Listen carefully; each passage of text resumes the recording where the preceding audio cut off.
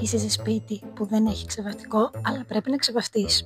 Βγαίνεις ήσυχα, φέρνεις το λάδι από την κουζίνα, ελαιόλαδο ή ό,τι υπάρχει, και επειδή δεν έχεις και κάπως να πιάσεις τα μαλλιά σου, παίρνεις όποιο οδοντόβουρτσα βρεις εκεί πέρα. Ξεκινάμε με λίγη ποσότητα, εγώ έβαλα παραπάνω από ό,τι έπρεπε, και κάνουμε ό,τι κάνουμε και με ένα συμβατικό λάδι που έχουμε αγοράσει από κατάστημα καλλιτικών.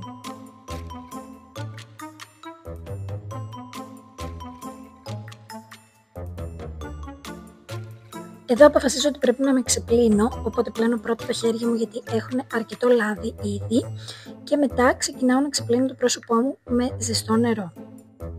Όπως βλέπετε, ασχολούμαι αρκετά στο να το ξεπλύνω καλά και να μην μείνει η λαδίλα, γιατί το ελαιόλαδο είναι αρκετά συμπυκνωμένο λάδι. Και τώρα είναι η ώρα να κάνουμε και το τεστ, να δούμε τι έβγαλε. Ξεβάφουμε πάντα με χαρτί υγείας και ποτέ με πετσέτα.